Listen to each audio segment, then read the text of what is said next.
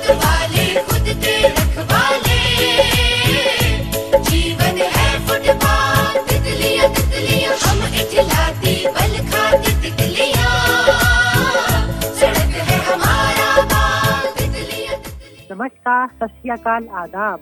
आप सभी का स्वागत है कार्यक्रम बच्चों की नहर में, जो कि आप तक लेकर आया है बटरफ्लाई ब्रॉडकास्टिंग चिल्ड्रन। यह एक बच्चों का समूह है जो बटरफ्लाई के सहयोग से चलाया जाता है। मेरा नाम है सागर और आज हम बात करने जा रहे हैं जेंडर इक्वालिटी के बारे में, या जिसे हम कह सकते हैं लैंगिक समानता के बारे में। दोस्तों, लैंगिक समानता किसी समाज में वह स्थिति है जिसमें संसाधनों एवं अवसरों की उपलब्धता की दृष्टि से स्त्री और पुरुष में कोई भेदभाव नहीं किया जाता। चाहे स्त्री हो या पुरुष, सभी को आर्थिक भागीदारी एवं निर्णय प्रक्रिया में समान रूप से देखा जाता है। लेकिन आज आजादी के 73 वर्ष बाद भी लड़कियों और स्त्रियों को दूसरे दर्जे का इंसान माना जाता है। बेटी पैदा होने पर खुशी नहीं होती, उनको पूरा प्यार नहीं मिलता, देखरेख व खाने पीने में भी भेदभाव किया जाता है। इतिहास से ही हमारे सामाजिक परिवार में ऐसे भेदभाव होते आ रहे हैं और यह सही नहीं है, क्योंकि इस तरह के व्यवहार से लड़कियों और स्त्रियों को ही नुकसान नहीं होता, बल्कि पूरे परिवार और समाज को नुकसान होता है। घर के आधे लोग सेहतमंद, पढ़े लिखे, खुशहाल हो और आधे कमजोर, अनपढ़, बूझे बूझे हो। इन हालातों को बदलना जरूरी है। सामाजिक लिंग भेद लड़के लड़की, औरत मर्द में गैर बराबरी पैदा करता है। समाज स्त्री पुरुष की समानताएं उभारने की जगह उनमें अंतर पर ज्यादा ध्यान देता है और इसी वजह से स्त्री और पुरुष में फर्क बढ़ता है रहता है। समाज को सुचारू रूप से चलाने के लिए दोनों की ही समान रूप से आवश्यकता होती है। लड़का और लड़की एक वाहन के दो पहिए हैं, दोनों साथ मिलकर जीवन रूपी वाहन को चला सकते हैं। तो आइए दोस्तों, बात करते हैं अपने कुछ बाल साथियों से और जानते हैं कि वो इसके बारे में क्या कहते हैं। मेरा नाम गरिमा है, मैं जामा मस्जिद से हूँ। मैं ये बोलना चाहूँगी कि मतलब कुछ लोगों की सोच ऐसी होती है, लड़कियों को बाहर निकलने नहीं देते और लड़कों को बाहर निकलने देते हैं। लड़कियों वो लोग तो उनकी सोच ऐसी होती है ना कि मतलब लड़कियों को तो आगे चल के घर का काम ही करना है और दूसरे के घर जाना है। इस वजह से वो इसी सोच की वजह से वो पढ़ाते नहीं है और वो सोचते कि लड़का आगे चल के हमारा नाम रोशन करेगा। मेरा नाम उजैर है और मैं चांदनी चौक में रहता हूँ। और जैसा कि हमारे समाज में लोग लड़कियों की शादी जल्दी कर देना चाहते हैं ताकि लड़की की किसी कोई मतलब कि उनको कोई परेशानी ना हो, इसलिए लोग लड़कियों को ऐसे करते हैं।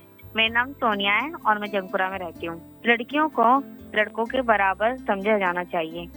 मेरे घर में मेरा एक भाई है और मैं हूँ, तो मेरे घर में हम दोनों को बराबर ही माना जाता है। बल्कि मेरी मम्मी तो मुझे ज्यादा, मेरे भाई से मुझे ज्यादा ही मानती है और मैं भी यही चाहूंगी कि हर घर में लड़कियों को आगे किया जाए और उन्हें सपोर्ट किया जाए, उन्हें पढ़ाया लिखाया जाए ताकि वो आगे चलकर भविष्य में अपना नाम कमा सके। नीम आँखों में कई राज बाकी है, साथ जिंदा है मेरा।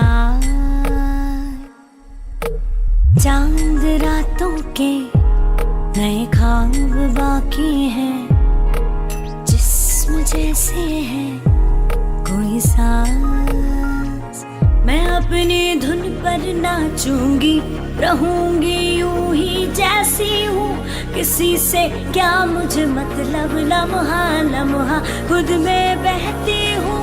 मैं अपनी धुन पर नाचूंगी, रहूंगी यूं ही जैसी हूँ, किसी से क्या मुझे मतलब, लम्हा लम्हा सबसे कहती हूँ। मैंने खुल के नचण दे। आप सुन रहे हैं कार्यक्रम बच्चों की नहर से, जो कि आप तक लेकर आया है बटरफ्लाई ब्रॉडकास्टिंग चिल्ड्रन। यह एक बच्चों का समूह है जो बटरफ्लाई के सहयोग से चलाया जाता है और आज हम बात कर रहे हैं जेंडर इक्वालिटी के बारे में।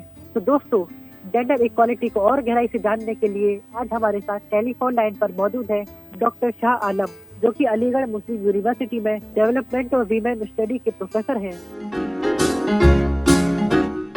नमस्ते आलम भैया, आपका स्वागत है कार्यक्रम बच्चों की नहर में। आपके नजरिए से जेंडर क्या है? अलग अलग लोग जेंडर को कैसे देखते हैं? जेंडर को हम लोग अगर हम डेफिनेशन दें तो ये होती सोशली कंस्ट्रक्टेड डिफरेंस, यानी कि वो डिफरेंस, वो अंतर जिसको सोसाइटी ने बनाया, सोशली कंस्ट्रक्टेड, यानी बायोलॉजिकल नहीं है, नेचुरल नहीं है, बल्कि जिसको सोसाइटी ने अपने हिसाब से मैनिपुलेट करके बना लिया है। सेक्स एक रीजन देते हैं कि कोई औरत है या कोई आदमी है, कोई लड़का है या लड़की है, तो उन दोनों में डिफरेंसेस हैं। डिफरेंस किस चीज के? Difference of responsibilities and roles, यानी कि उनको क्या काम करना है, उनकी क्या रिस्पॉन्सिबिलिटीज है, उनको क्या काम देना है, कितनी जिम्मेदारियां हैं, कितनी नहीं है, और किस लेवल तक जो है मेल को एक्सेस है पब्लिक प्लेस की, किस लेवल तक फीमेल्स को एक्सेस है पब्लिक प्लेसेस की। तो सोशली कंस्ट्रक्टेड जो डिफरेंस है वो जेंडर कहलाता है, यानी कि सोसाइटी ने बना दिया। कैसे बना दिया? For example, in simple terms हम कहते हैं कि औरत को घर का काम करना चाहिए और आदमी बाहर का काम कर सकता है, यानी आदमी फ्री है जाने के लिए, औरत जो है घर में रहे, चार दीवारी के अंदर घर में बंद रहे। ये जेंडर है, जेंडर डिफरेंस है, जिसको हमें खत्म करने की जरूरत है। अलग अलग लोगों के बारे में, जैसे फॉर एग्जाम्पल एक फेमिनिस्ट स्कॉलर है Simone de Beauvoir. Simone de Beauvoir कहते हैं one is not born a woman but rather becomes one, यानी कि औरत पैदा नहीं होती है बल्कि उसको बना दिया जाता है। कैसे बना दिया जाता है? उसको अदर की कैटेगरी में रख के। जब हम सोसाइटी को जेंडर के पर्सपेक्टिव में देखते हैं तो हम वुमेन को अदर की कैटेगरी में ले जाते हैं। अदर की कैटेगरी में ऐसे कि women are deficient human beings. Deficient human beings इस तरह से कि वो कंप्लीट ह्यूमन बींग्स नहीं है, बल्कि कंप्लीट ह्यूमन बींग्स बनने के लिए आदमी बनना जरूरी है, औरत नहीं। इसको सिमोन दे बुआ कहते हैं कि इन ग्राउंड्स को ध्यान में रखते हुए सोसाइटी ने विमेन को अदर की कैटेगरी में डाल दिया है, यानी मेन स्ट्रीम में आदमी रहेंगे और women can only be subordinates to man. औरतें आदमी को सिर्फ हेल्प कर सकती हैं, लीड नहीं कर सकती, इक्वल स्टेटस में नहीं बैठती हैं। सिमिलरली कहती हैं जूडिथ बटलर जेंडर परफॉर्मेटिविटी की बात करती हैं। वो कहती हैं कि जो रोल्स हमें दिए जाते हैं, असाइन कर दिए जाते हैं सोसाइटी के द्वारा, उसके बेसिस पे हमारा जेंडर लोग आइडेंटिफाई करते हैं। यानी कि अगर कोई घर का काम करता है तो नेचुरली ये स्टीरियोटिपिकल माइंडसेट है, नेचुरली ये मान लिया जाता है कि घर का काम सिर्फ औरतें करेंगी।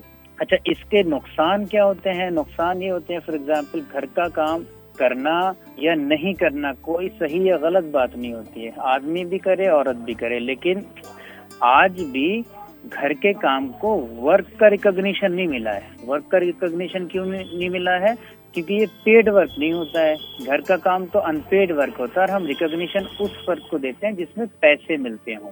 तो इसके नुकसान ये हो जाते हैं कि जो अनपेड वर्क है, जिसमें विमेन को एफर्ट्स लगाने पड़ रहे हैं, टाइम देना पड़ रहा है, बहुत काम करना पड़ता है, उसके बावजूद भी जो इकोनॉमिक रिसोर्सेज हैं उस पे विमेन का कंट्रोल खो जाता है। अल्टीमेट कंट्रोल मैन का होता है, किस पे? इकोनॉमिक रिसोर्सेज पे। जेंडर गैप की क्या कारण है? इनको बढ़ावा कहाँ से और कैसे मिलता है? जेंडर गैप है यानी औरत और आदमी के बीच किसी भी स्फेयर में, किसी भी फील्ड में, किसी भी जगह पे गैप होना। मेनली पब्लिक रिप्रेजेंटेशन में गैप होना। Public representation in the sense कि अगर हम बात करें लिटरेसी रेट की, उसमें ओवरऑल लिटरेसी रेट में विमेन कितनी लिटरेट हैं और मैन कितनी लिटरेट हैं। या फॉर एग्जांपल हम बात करें पॉलिटिकल सिस्टम की, पॉलिटिकल सिस्टम में मेल और फीमेल का रेशो क्या है, यानी कि total number of parliamentarians for example कितने हैं, 545 और 546 हैं, उसमें मेल एमपीज कितने और फीमेल एमपीज कितने हैं। तो इसको हम जब रेशो निकालेंगे तो मेल पार्लियामेंटेरियंस बहुत ज्यादा हैं, फीमेल पार्लियामेंटेरियंस बहुत कम हैं। इसको बढ़ावा ऐसे मिला, जो हमारा ये फेमिनिस्ट डिस्कोर्स है, जो जेंडर को डिकंस्ट्रक्शन की बात करता है, जो बात करता है कि ये जेंडर्ड आइडेंटिटीज हैं, जो प्री कंसीव नोशंस को ध्यान में रखते हुए हमने आइडेंटिटीज बनाई हैं, जिसमें विमेन को इंफीरियर कंडीशन में रख दिया है। इसको खत्म करने के लिए जैसे radical feminism, different waves of या डिफरेंट ट्रेंड्स ऑफ फेमिनिज्म, मतलब कि रेडिकल फेमिनिज्म आता है, तो रेडिकल फेमिनिज्म कहता है कि पेट्रियार्की को खत्म कर दीजिए। पेट्रियार्की मतलब पितृसत्ता, यानी ऐसा समाज, ऐसी जगह जहाँ पे पितृसत्ता हो, आदमी की हुकूमत हो, यानी कि everything is decided by males only और everything is seen from the perspective of males only. आदमी के हिसाब से चीजों को, आदमी के नजरिए से चीजों को देखा जाता है और उसमें ओवरऑल कंट्रोल जो होता है, मेनली डिसीजन मेकर जो होता है, ब्रेड विनर जो होता है, वो माना जाता है मेल है।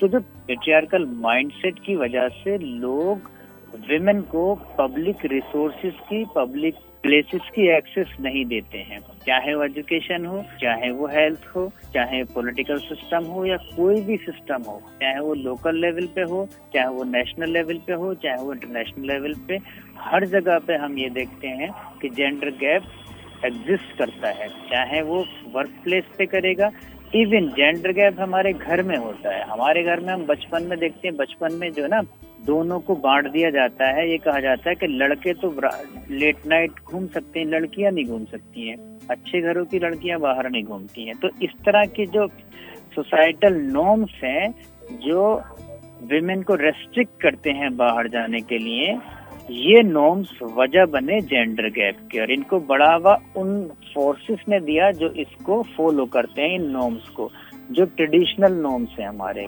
जेंडर गैप कैसे खत्म कर सकते हैं? जेंडर गैप को खत्म करने के लिए सबसे पहले तो जेंडर गैप को रिकॉग्नाइज करना, फिर इसको आइडेंटिफाई करना, उसके बाद मेजर्स लेना। रिकॉग्नाइज इस तरह से कि हम ये माने कि जेंडर गैप है, अदरवाइज तो क्या होता है कि हम ओवरऑल कंट्री का लिटरेसी रेट देखते रहेंगे, चाहे वो हम 87% लिटरेसी रेट हो जाएगा या हमारा 90% हो जाएगा या 95% हो जाएगा। जैसे मैं एक मिसाल देता हूँ आपको कि 546 MPs हुए फॉर एग्जांपल, तो हम ये कहेंगे कि हमारी कंट्री का पॉलिटिकल सिस्टम बहुत अच्छा है क्योंकि 546 के 546 मेंबर्स प्रेजेंट हैं। लेकिन जेंडर गैप को खत्म करने के लिए ये देखना होगा हमें क्या दोनों जेंडर्स का, जो दोनों सेक्सेस का इक्वल रिप्रेजेंटेशन है या नहीं है। तो इसको खत्म करने के लिए ये हम एक्सेप्ट करें कि जेंडर गैप होता है। नंबर 2, उसको आइडेंटिफाई करें, आइडेंटिफाई कि हम डिफरेंट पैरामीटर्स अपनाएं। तो इसके लिए जरूरी है हम इस तरह के मेजर, जैसे फॉर एग्जांपल हमें पॉलिसीज बनानी है तो policies should be gender inclusive. हम सबसे पहले उसमें देखें, जैसे बजट होता है हमारी कंट्री में, बजट पेश होता है तो जेंडर बजटिंग का कॉन्सेप्ट है कि उसको जेंडर के पर्सपेक्टिव में भी देखें कि कितनी बेनिफिशियरीज विमेन होंगी, कितने मैन होंगे। अदरवाइज विमेन अल्टीमेटली सफरर्स होंगे। हम उसको जेंडर के पर्सपेक्टिव में देखें, हम विमेन के पर्सपेक्टिव में देखें। हम ये देखें कि इससे वायलेंस अगेंस्ट विमेन भी कम हो रहा है, इससे विमेन का पार्टिसिपेशन भी हो रहा है, इससे विमेन का रिप्रेजेंटेशन भी हो रहा है। तो इस तरह की पॉलिसीज हम अपनाएं जो जेंडर इंक्लूसिव होंगी। उसके लिए सबसे प्राइमरी हमारी जरूरी चीज होती है कि हम विमेन के एक्सपीरियंसेस को शेयर करें, क्योंकि जो प्रॉब्लम फेस करता है वही अच्छे से बता पाता है, वही अच्छे से उसकी रेमेडी सजेस्ट कर सकता है। दूसरा, जेंडर सेंसिटाइजेशन प्रोग्राम्स हो, लोगों को अवेयर करें, दोनों को, मेल्स को भी फीमेल्स को भी, कि इस तरह से हम जेंडर गैप को खत्म करेंगे। तो जेंडर सेंसिटाइजेशन प्रोग्राम चलाए जाएं, लोगों को अवेयर करें और हम लीगली उन सारी पॉलिसीज को इम्प्लीमेंट कराएं। बहुत सारी जगह पे ऐसे हो जाता है कि पॉलिसी बन जाती है, कभी कभी पता भी नहीं लगता है। तो हम ये इंश्योर करें कि वो जो पॉलिसीज बननी है, those policies which are gender inclusive are reaching to women also, यानी कि वो विमेन उसकी एक्सेस कर पा रही हैं। तो ये सारी चीजें हैं जिनके बेसिस पे हम जेंडर गैप को खत्म कर सकते हैं, उसको फुलफिल कर सकते हैं। लीगली हम ये इंश्योर करें कि ये सारी पॉलिसीज हम इम्प्लीमेंट करते हैं, चाहे वो पॉलिसीज नेशनल लेवल की हो या इंटरनेशनल लेवल की हो या वो लोकल लेवल की हो। मैं तो बादलों से दूर जाऊंगी, मैं तो अपना ही सुर पाऊंगी, है जो क्रेजी क्रेजी सपने मेरे सारे चुन के मैं भूल आऊंगी। हमारा ऐसे दुनिया की हुई नहीं, मैं अपनी ही दुनिया बनाऊंगी कि जिंदगी मेरी सौ ख्वाहिशों। इसी आशा के साथ हम आपसे विदा लेते हैं कि अगले सप्ताह वीरवार शाम 3:45 पर AIR FM रेनबो 102.6 मेगाहर्ट्ज पर हम फिर मिलेंगे। तब तक के लिए हमें दीजिए इजाजत। नमस्कार। हम वाले खुद के रखवाले।